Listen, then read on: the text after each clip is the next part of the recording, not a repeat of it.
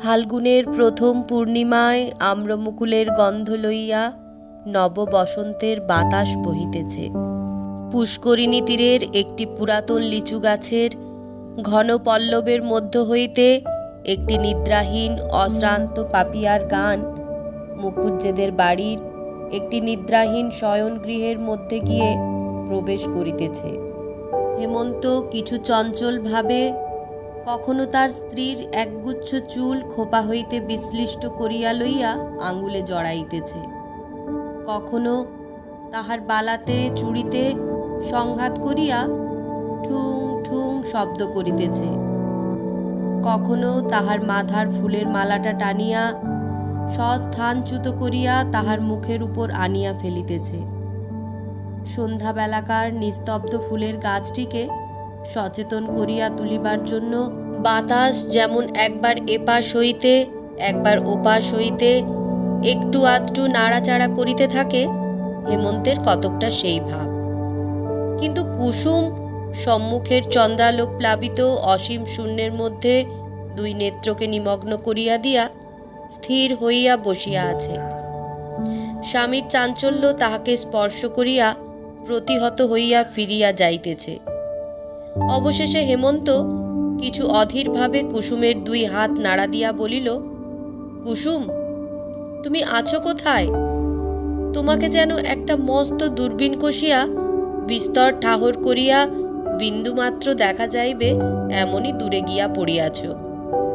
আমার ইচ্ছা তুমি আজ একটু কাছাকাছি এসো, দেখো দেখি কেমন চমৎকার রাত্রি।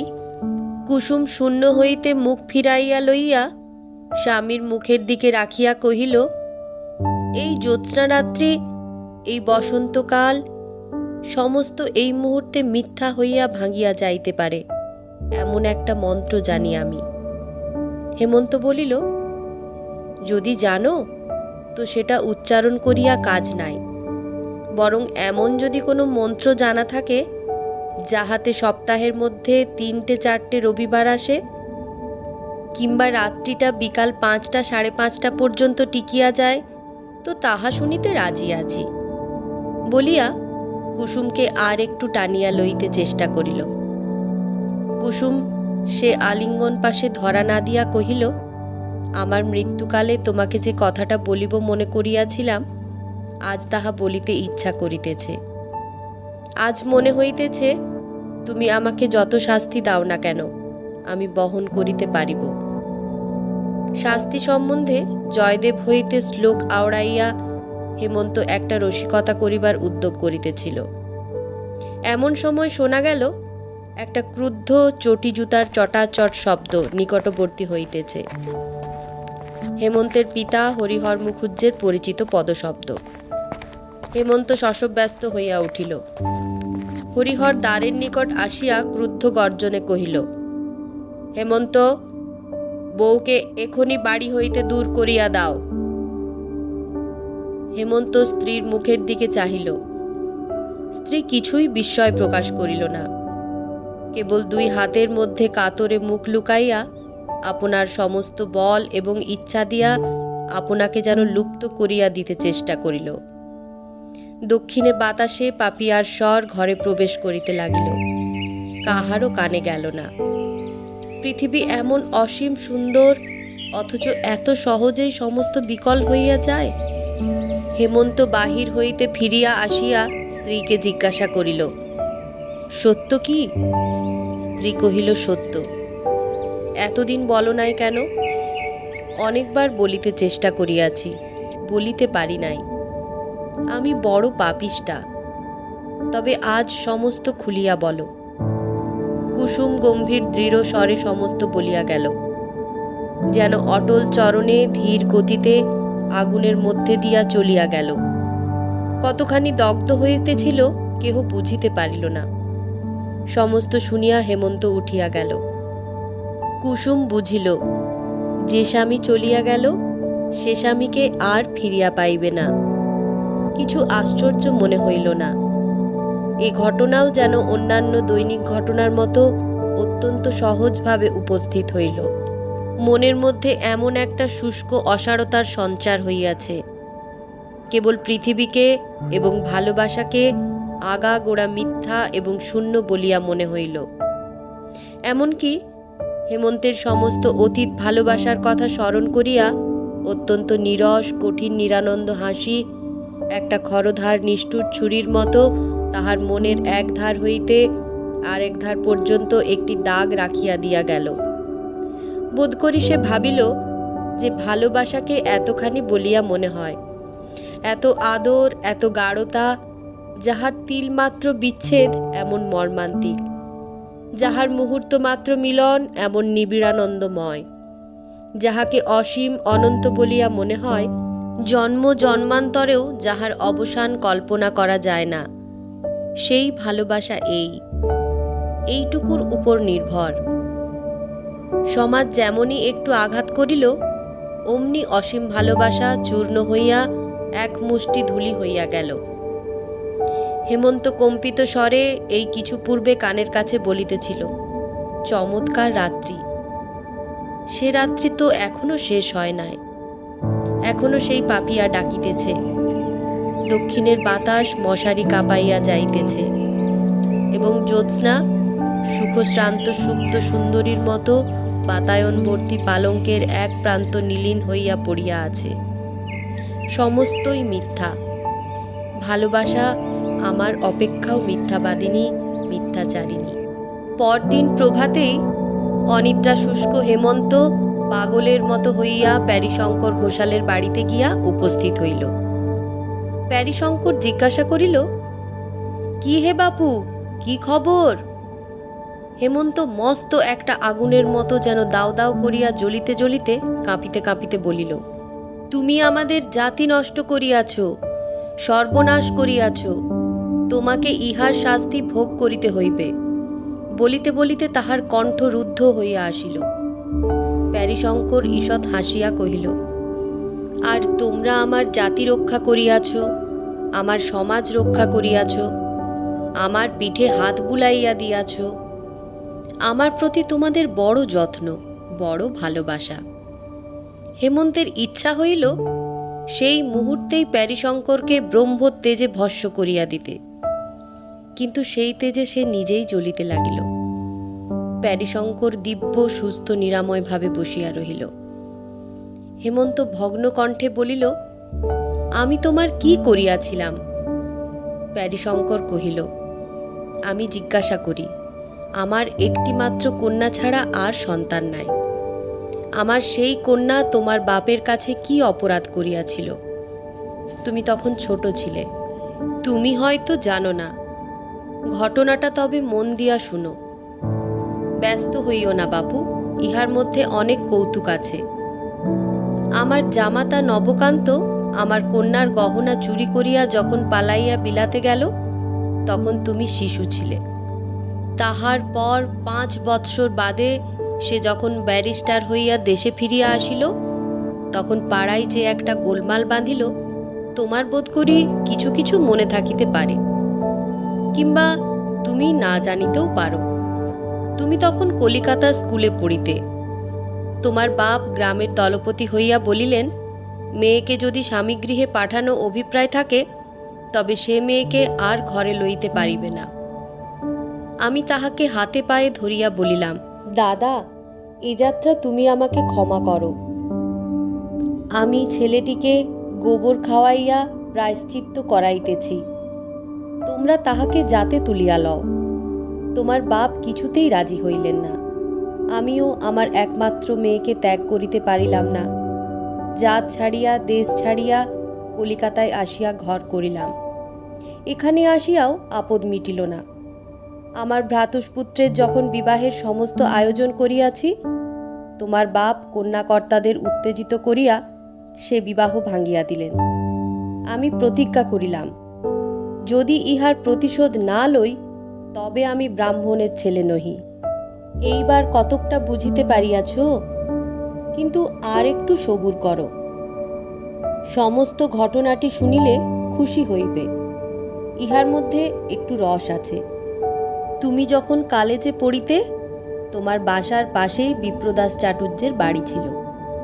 বেচারা এখন মারা গিয়াছে। চাটুর্যে মহাশয়ের বাড়িতে কুসুম নামে একটি শৈশব বিধবা অনাথা কায়স্থ কন্যা আশ্রিতভাবে থাকিত। মেয়েটি বড় সুন্দরী। বুড়ো ব্রাহ্মণ কলেজের ছেলেদের দৃষ্টিপথ হইতে তাহাকে সংবরণ করিয়া রাখিবার জন্য কিছু দুশ্চিন্তাগ্রস্ত হইয়া পড়িয়াছিল। কিন্তু বুড়ো মানুষকে ফাঁকি দেওয়া একটি মেয়ের পক্ষে কিছুই শক্ত নহে। মেয়েটি প্রায়ই কাপড় শুকাইতে ছাতে উঠিত, এবং তোমারও বোধ করি ছাতে না উঠিলে পড়া মুখস্থ হইত না। পরস্পরের ছাদ হইতে তোমাদের কোনরূপ কথাবার্তা হইত কিনা সে তোমরাই জানো।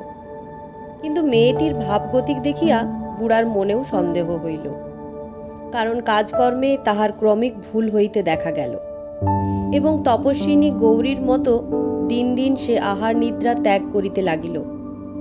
একদিন সন্ধেবেলায় সে বুড়ার সম্মুখেই অকারণে অশ্রু সংবরণ করিতে পারিত না। অবশেষে বুড়া আবিষ্কার করিল, ছাতে তোমাদের মধ্যে সময়ে অসময়ে নীরব দেখা সাক্ষাৎ চলিয়া থাকে। এমনকি কালেজ কামাই করিয়াও মধ্যাহ্নে চিলের ঘরের ছায়ায় ছাতের কোণে তুমি বই হাতে করিয়া বসিয়া থাকিতে। নির্জন অধ্যয়নে সহসা তোমার এত উৎসাহ জন্মিয়াছিল। বিপ্রদাস যখন আমার কাছে পরামর্শ জানিতে আসিল, আমি কহিলাম, খুড়ো, তুমি তো অনেক দিন হইতে কাশী যাইবার মানস করিয়াছ। মেয়েটিকে আমার কাছে রাখিয়া তীর্থবাস করিতে যাও, আমি তাহার ভার লইতেছি। বিপ্রদাস তীর্থে গেল। আমি মেয়েটিকে শ্রীপতি চাটুর্যের বাসায় রাখিয়া তাহাকেই মেয়ের বাপ বলিয়া চালাইলাম। তাহার পর যাহা হইল তোমার জানা আছে। তোমার কাছে আগাগোড়া সব কথা খোলসা করিয়া বলিয়া বড় আনন্দ লাভ করিলাম। এ যেন একটি গল্পের মতো। ইচ্ছা আছে সমস্ত লিখিয়া একটি বই করিয়া ছাপাইব। আমার লেখা আসে না। আমার ভাইপোটা শুনিতেছি একটু আধটু লেখে, তাহাকে দিয়া লেখাইবার মানস আছে। কিন্তু তোমাতে তাহাতে মিলিয়া লিখিলে সবচেয়ে ভালো হয়, কারণ গল্পের উপসংহারটি আমার ভালো করিয়া জানা নাই। হেমন্ত প্যারীশঙ্করের এই শেষ কথাগুলিতে বড় একটা কান্না দিয়া কহিল, কুসুম এই বিবাহে কোনো আপত্তি করে নাই? প্যারীশঙ্কর কহিল, আপত্তি ছিল কিনা বোঝা ভারী শক্ত। জানো তো বাপু, মেয়ে মানুষের মন যখন না বলে তখন হাঁ বুঝিতে হয়। প্রথমে তো দিন কতক নূতন বাড়িতে আসিয়া তোমাকে না দেখিতে পাইয়া কেমন পাগলের মতো হইয়া গেল। তুমিও দেখিলাম কোথা হইতে সন্ধান পাইয়াছ। প্রায় বই হাতে করিয়া কালেজে যাত্রা করিয়া তোমার পথ ভুল হইত, এবং শ্রীপতির বাসার সম্মুখে আসিয়া কি যেন খুঁজিয়া বেড়াইতে। ঠিক যে প্রেসিডেন্সি কলেজের রাস্তা খুঁজিতে তাহা বোধ হইত না, কারণ ভদ্রলোকের বাড়ির জানালার ভিতর দিয়া কেবল পতঙ্গ এবং উন্মাদ যুবকদের হৃদয়ের পথ ছিল মাত্র। দেখিয়া শুনিয়া আমার বড় দুঃখ হইল। দেখিলাম তোমার পড়ার বড়ই ব্যাঘাত ঘটিতেছে, এবং মেয়েটির অবস্থাও সংকটাপন্ন। একদিন কুসুমকে ডাকিয়া লইয়া কহিলাম, বাছা, আমি বুড়া মানুষ, আমার কাছে লজ্জা করিবার আবশ্যক নাই। তুমি যাহাকে মনে মনে প্রার্থনা করো আমি জানি। ছেলেটিও মাটি হইবার জো হইয়াছে। আমার ইচ্ছা তোমাদের মিলন হয়। শুনিবা মাত্র কুসুম একেবারে বুক ফাটিয়া কাঁদিয়া উঠিল এবং ছুটিয়া পালাইয়া গেল। এমনই করিয়া প্রায় মাঝে মাঝে সন্ধ্যাবেলায় শ্রীপতির বাড়ি গিয়া কুসুমকে ডাকিয়া তোমার কথা পাড়িয়া ক্রমে তাহার লজ্জা ভাঙিলাম। অবশেষে প্রতিদিন ক্রমিক আলোচনা করিয়া তাহাকে বুঝাইলাম যে বিবাহ ব্যতীত পথ দেখি না, তাহা ছাড়া মিলনের আর কোনো উপায় নাই। কুসুম কহিল, কেমন করিয়া হইবে? আমি কহিলাম, তোমাকে কুলীনের মেয়ে বলিয়া চালাইয়া দিব। অনেক তর্কের পর সে এ বিষয়ে তোমার মত জানিতে কহিল। আমি কহিলাম, ছেলেটা একে খেপিয়া যাইবার জো হইয়াছে, তাহাকে আবার এ সকল গোলমালের কথা বলিবার আবশ্যক কি? কাজটা বেশ নিরাপত্তে নিশ্চিন্তে নিষ্পন্ন হইয়া গেলেই সকল দিকে সুখের হইবে।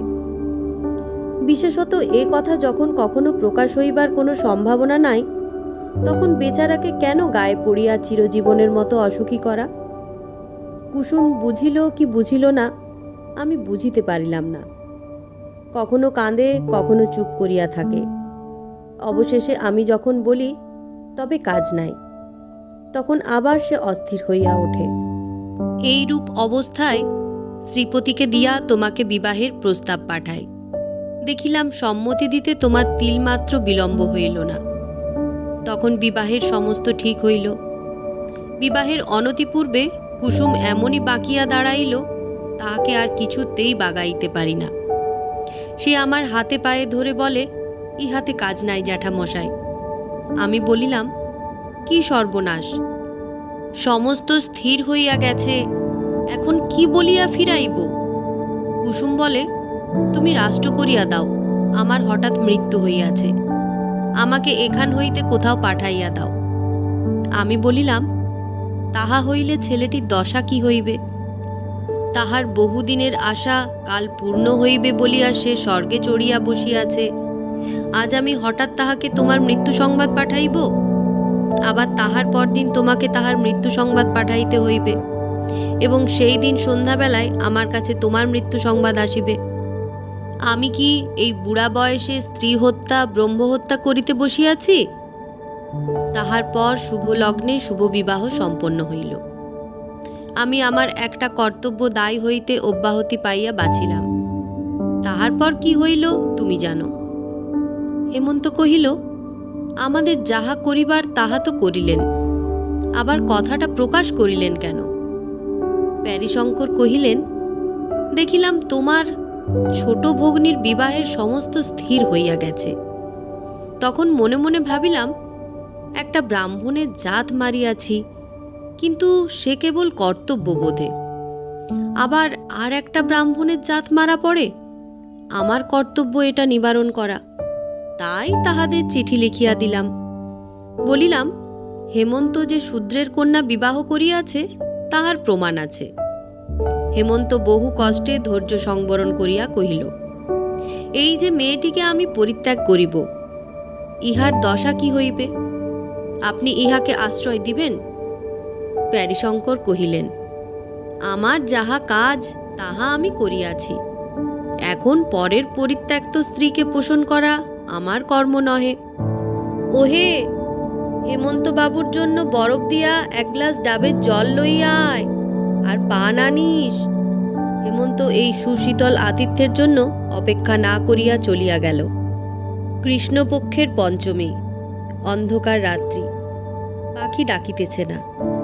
পুষ্করিণীর ধারের লিচু গাছটি কালো চিত্রপটের উপর গাঢ়তর কালির দাগের মতো লেপিয়া গেছে। কেবল দক্ষিণের বাতাস এই অন্ধকারে অন্ধভাবে ঘুরিয়া ঘুরিয়া বেড়াইতেছে, যেন তাহাকে নিশিতে পাইয়াছে।